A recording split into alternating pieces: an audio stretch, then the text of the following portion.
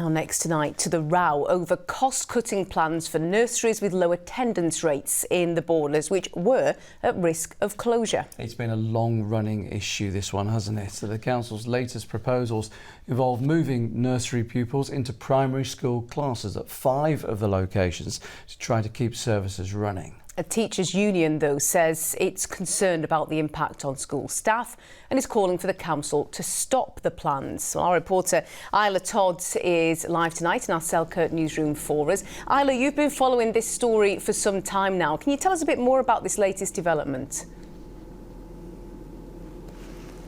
Yeah, it is a complicated issue, that's to be sure. So no one wants to see these nurseries mothballed, but what would be a suitable alternative for those with low numbers? Well, the council's suggestion is this composite model, where for 5 of the nurseries, the children would instead be placed into primary 1 and primary 2 classes in local schools. But the teaching union, the EIS, simply isn't happy with this. And I've been finding out just how far they're willing to take it. Parents came out in force earlier this year to protest over plans to mothball nurseries that the council said were operating at a 50% capacity or lower. The alternative to closure was something called a composite model, where nursery pupils would be placed into primary 1 or 2 classes.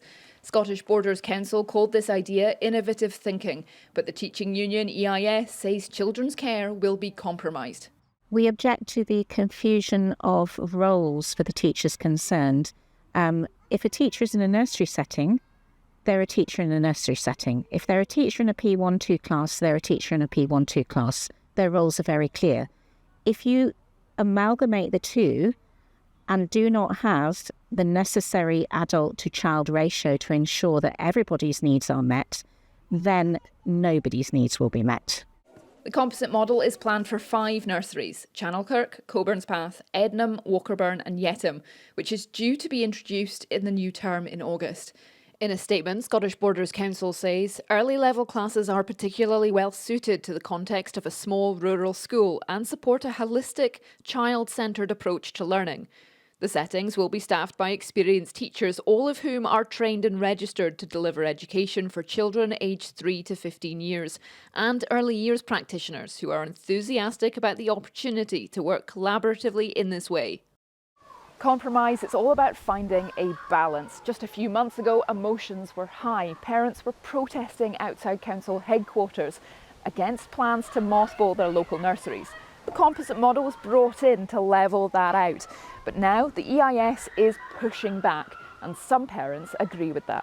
Our concerns are around the experience for children in the room, mixing 3 and 4-year-olds with 5, 6, 7-year-olds potentially in one space, and with a reduced number of staff to care for them and to ensure their educational progress. However, not all the parents are opposed to this setup. Overall, we're actually quite happy with the outcome. Not particularly happy with how we got to the outcome, but eventually we got to a situation that most of the parents, if not all the parents at Channelkirk, seem very happy with, and the teachers seem happy with. August and the new term is just around the corner, so the EIS will have to act fast if they want to stop this composite model in its tracks. So Isla, what happens now? Well, as you heard, parents are split over this, and with that goes their campaigning power. But the EIS are looking into options, although there's no clear path how they get their call for this model to be delayed or postponed. So, come August, the council has thrown their support behind this, and they have support of some of the parent campaigners, so this model will be rolled out in a few short months, unless a legitimate reason for it not to be can be found. OK, our reporter Isla Todd in our Selkirk newsroom this evening following this story for us. Thank you very much indeed.